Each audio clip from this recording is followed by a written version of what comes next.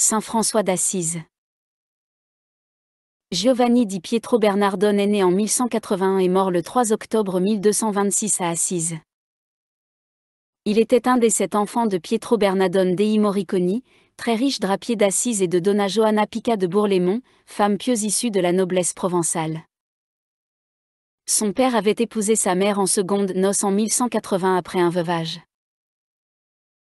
À sa naissance, alors que son père était en France pour négocier draps et étoffes dans les foires de Provence et de Champagne, sa mère le fit baptiser sous le nom de Giovanni. De retour de son voyage en France où il avait fait de très bonnes affaires et en hommage à ce pays, son père lui donne le nom de Francesco, François, français, qu'il gardera et par lequel il sera mondialement connu. Dans les années 1190, il suivit des cours dans l'école de chanoines de l'église San Gorgio à Assise où il apprit le latin. Destiné à seconder son père et probablement à lui succéder, il quitta l'école à 14 ans et entra dans la corporation des marchands. Francesco vivait alors une jeunesse dissipée marquée par les aspirations de son époque. Il menait la dolce vita, belle vie, et organisait des sorties avec ses amis. Il commit peut-être à cette époque le péché de chair comme le suggère son testament. À l'époque des révoltes communales avec les bourgeois aspirant à la noblesse, il fit la guerre à la noblesse d'Assise et de Pérouse.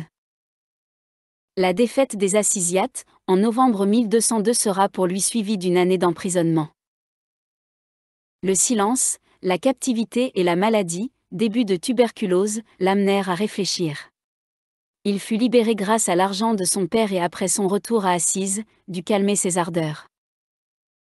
Sa conversion, réalisée en plusieurs temps, s'est faite à travers une longue maladie qui l'immobilisa une grande partie de l'année 1204 et par la grâce. Alors qu'il rêvait toujours d'acquérir le rang de noblesse par de hauts faits d'armes et d'être adoubé chevalier, il s'apprêtait à rejoindre l'armée de Gauthier de Brienne, mais un songe fait à Spolète lui fit abandonner ce projet. De retour à Assise, il abandonna peu à peu son style de vie et ses compagnons de fête et fréquentait de plus en plus souvent les chapelles du Val di Spoleto. En 1205, il avait 23 ans. Alors qu'il était en prière devant le crucifix de la chapelle Saint-Damien, selon la légende, Francesco entendit la voix du Christ lui demandant : « François, va et répare ma maison qui, tu le vois, tombe en ruine. » Prenant l'ordre au pied de la lettre, il se rendit à la ville voisine de Foligno y vendre des marchandises du commerce de son père pour pouvoir restaurer la vieille chapelle délabrée. Il dépensait également beaucoup d'argent en aumônes.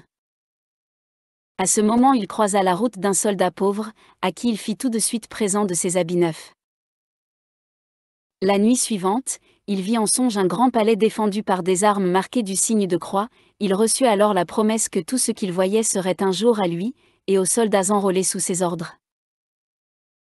À son réveil, il avait une grande joie et disait : « Je sais que je dois être un jour un grand prince. » Furieux des excentricités de son fils, Pietro Bernardone exigeait qu'il lui rende des comptes de tout cet argent dépensé et ne craignait pas de l'assigner en justice pour le déshériter.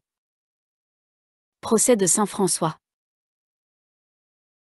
Francesco, se réclamant d'un statut de pénitent qui le faisait échapper à la justice laïque, fut de ce fait convoqué par l'évêque d'Assise.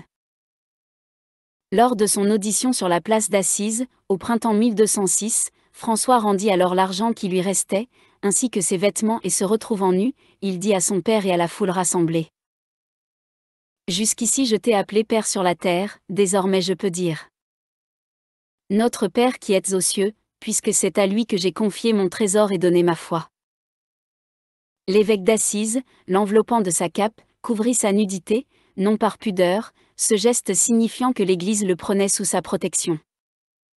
François partit pour Gubbio. Revenant à Assise vers l'été 1206, il mendia pour obtenir de la population des pierres nécessaires à la reconstruction et restaura successivement les chapelles de San Damiano, de San Pietro, et de la Portiuncule. Le 12 octobre 1208, fête de Saint-Luc, ou le 24 février 1209, fête de Saint-Mathias, dans la chapelle de la Portiuncule, la Porziuncola, François comprit enfin le message de l'Évangile, de converti, devint missionnaire. Il décida alors d'épouser Dame Pauvreté, se consacrant à la prédication et gagnant son pain par le travail manuel ou l'aumône. Il changea son habit d'ermite pour une tunique simple. La corde remplaça sa ceinture de cuir. Il est probable que sa fréquentation des lépreux date de cette époque et de la stabilité qu'il pouvait trouver auprès de la léproserie voisine. François se retrouva à la tête d'une petite communauté.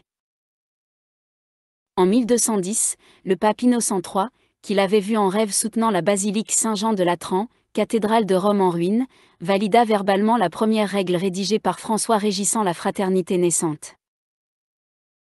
En 1212, il accueillit Claire Offreduccio parmi les siens et fonda avec elle l'ordre des pauvres dames appelées plus tard Sœurs Clarisse en référence à leur sainte patronne. Rapidement, l'ordre franciscain fut tel que François était dépassé par son succès. On s'organisa contre les vœux du fondateur, si bien qu'après un voyage en Égypte et une rencontre étonnante en septembre 1219 près de Damiette avec le sultan Al-Kamel qu'il tente vainement de convertir, François abdique en 1220. En 1222, François se rendit à Bologne où, à la demande de laïcs, il créa un troisième ordre après celui des frères mineurs et des sœurs pauvres, le tiers-ordre, appelé aujourd'hui Fraternité séculière. En février 1223, François se retira dans l'ermitage de Fonte Colombo pour reprendre la rédaction de la règle. Celle-ci sera discutée au chapitre de juin puis approuvée par la bulle Soleil annuaire du pape Honorius III, d'où son nom de Regula Bullata. Une légende tenace veut qu'il ait créé en 1223 la première crèche vivante à Greccio alors que ces scènes étaient déjà jouées depuis plusieurs siècles par des comédiens dans les mystères de la Nativité sur les parvis des églises. En août 1224, François se retira avec quelques frères au monastère de l'Alverne. Tout au long d'une vie au service de Dieu et de ses frères, saint François d'Assise, par ses privations et son ascèse, devint la proie de toutes sortes de maladies si pénibles qu'aucun de ses membres n'échappa à l'atteinte de violentes douleurs. Perclus d'angoisse et de souffrances longues et continuelles, il finit par perdre toute chair, ne gardant que la peau sur les os. Ajouté à tous ces maux, et avec son consentement, le Seigneur lui accorda aussi de connaître dans sa propre chair les douloureux stigmates de la Passion et de la Croix. Le 17 septembre, 3 jours après la fête de la Croix glorieuse, il aurait reçu les stigmates. Depuis, il était souvent malade et en proie à des crises d'angoisse, il se réfugia dans une hutte près de la chapelle San Damiano, où il avait commencé son itinéraire spirituel et où vit la communauté des sœurs pauvres inaugurée par Claire d'Assise. Il y écrivit son « Cantique de Frère Soleil » ou « Cantique des créatures », premier texte en italien moderne, célébration de Dieu en sa création, et l'un des premiers grands poèmes italiens. Saint Bonaventure raconte que saint François d'Assise connaissait, à l'avance les choses futures, lisait les secrets des cœurs, et voyait des choses accomplies ailleurs comme si elles se passaient devant ses yeux. Sous l'inspiration de l'Esprit de Dieu dont il était rempli, il fut donné à saint François de connaître 2 ans à l'avance l'heure de sa mort.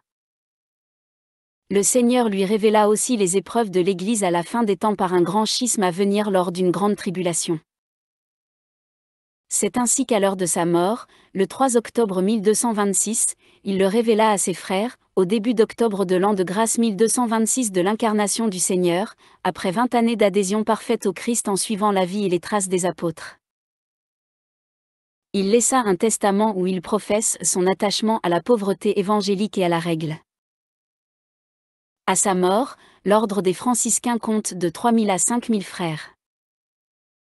Il fut canonisé dès 1228 par le pape Grégoire IX et commémoré le 4 octobre. Bien qu'il se présente lui-même comme illettré, François a laissé de nombreux écrits de genres variés. Certains d'entre eux nous sont parvenus comme autographes, c'est-à-dire les originaux écrits par François lui-même.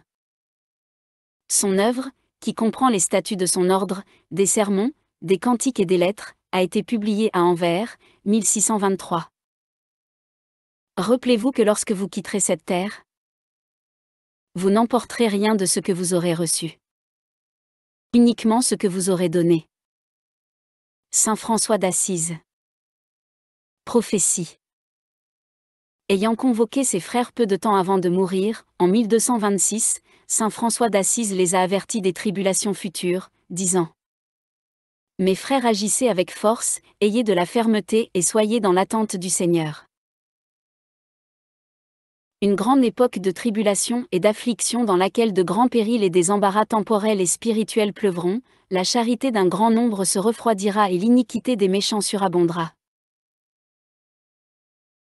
Le pouvoir des démons sera plus grand que d'ordinaire, la pureté immaculée de notre congrégation religieuse et des autres sera flétrie, au point que très peu parmi les chrétiens voudront obéir au vrai souverain pontife et à l'Église romaine avec un cœur sincère et une charité parfaite. Au moment décisif de cette crise, un personnage non canoniquement élu, élevé à la papauté, s'efforcera avec adresse de communiquer à beaucoup le poison mortel de son erreur. Alors les scandales se multiplieront, notre congrégation religieuse sera divisée, plusieurs parmi les autres seront complètement détruites, parce que leurs membres ne s'opposeront pas mais consentiront à l'erreur. Il y aura tant et de telles opinions et divisions dans le peuple, et chez les religieux et chez les clercs que si ces jours mauvais n'étaient abrégés, comme l'annonce l'Évangile, même les élus pourraient tomber dans l'erreur, si dans un tel ouragan ils n'étaient pas protégés par l'immense miséricorde de Dieu. Alors notre règle et notre manière de vivre seront attaquées très violemment par certains. D'effroyables tentations surviendront. Ceux qui auront été très éprouvés en bien recevront la couronne de vie. Malheur éternel à ceux qui s'attiédiront en mettant leur seule espérance dans leur vie de religion, qui ne résisteront pas fermement aux tentations permises pour l'épreuve des élus. Ceux qui dans la ferveur de l'esprit s'attacheront à la piété avec charité et le zèle de la vérité, recevront des persécutions et des injures comme désobéissants et schismatiques. Car leurs persécuteurs, aiguillonnés par les esprits mauvais, diront que c'est faire un grand hommage à Dieu de tuer et de faire disparaître de la terre des hommes si mauvais. Alors le Seigneur sera le refuge des affligés et il les sauvera parce qu'ils auront espéré en lui. Et alors pour se conformer à leur chef, ils agiront selon la foi et ils choisiront d'obéir à Dieu plutôt qu'aux hommes, gagnant par la mort la vie éternelle. Ne voulant pas consentir à l'erreur et à la perfidie, ils ne craindront absolument pas la mort. Alors la vérité sera tenue dans le silence par certains prédicateurs alors que d'autres la foulant aux pieds la nieront. La sainteté de vie sera tenue en dérision par ceux qui la professent extérieurement, c'est pourquoi notre Seigneur Jésus-Christ leur enverra non pas un digne pasteur, mais un exterminateur. Cette prophétie est citée depuis plus de 750 ans dans toutes les éditions franciscaines. Dans ces dernières paroles et ces derniers actes commentés par Thomas de Celano dans sa Vita Prima, il est écrit qu'en voyant arriver son dernier jour, saint François d'Assise appela les frères qu'il désirait revoir dont frère Élie et il bénit chacun d'eux. Il leur dit aussi : Et vous, tous mes fils, vivez et demeurez toujours dans la crainte de Dieu, car de grandes épreuves vous menacent et la tribulation est proche. Heureux ceux qui persévéreront dans ce qu'ils ont entrepris, malgré les scandales qui en feront trébucher un certain nombre. Pour moi, j'ai hâte d'aller maintenant vers le Seigneur et j'espère bien rejoindre mon Dieu que j'ai voulu servir de tout mon cœur. Dans Thomas de Celano, Vita Seginda 157, nous trouvons aussi ces paroles prophétiques du Pater Angelicus. Les frères les meilleurs, disait-il, sont couverts de confusion à cause de la conduite des mauvais, ceux qui n'ont pas péché, on les juge d'après les actions des autres. J'en suis comme transpercé d'un glaive de douleur qu'il retourne tout le jour dans mon cœur. Et si saint François fuyait la compagnie des frères, c'était pour que de mauvaises nouvelles sur le comportement de l'un ou de l'autre ne vinssent pas raviver sa peine. Un temps viendra, disait-il, où par suite des mauvais exemples, cet ordre aimé de Dieu possédera une triste réputation, et les frères rougiront même d'avoir à sortir en public. Ceux qui postuleront leur admission dans l'ordre seront poussés uniquement par l'Esprit Saint, leur résolution ne sera entachée d'aucun amour propre de la chair ou du sang, ils seront vraiment bénis du Seigneur. On ne les verra pas accomplir des actions d'un mérite éclatant, car l'ambiance de charité qui stimule la ferveur des saints sera refroidie, ils auront à subir de terribles tentations, et ceux d'entre eux qui surmonteront l'épreuve seront meilleurs que leurs prédécesseurs. Mais malheur à ceux qui se trouveront très satisfaits d'appartenir à un ordre religieux et s'engourdiront dans l'oisiveté sans opposer une résistance continuelle aux tentations que Dieu permet pour éprouver ses élus, car seuls recevront la couronne de vie ce qu'aura formé et pétri la méchanceté des réprouvés.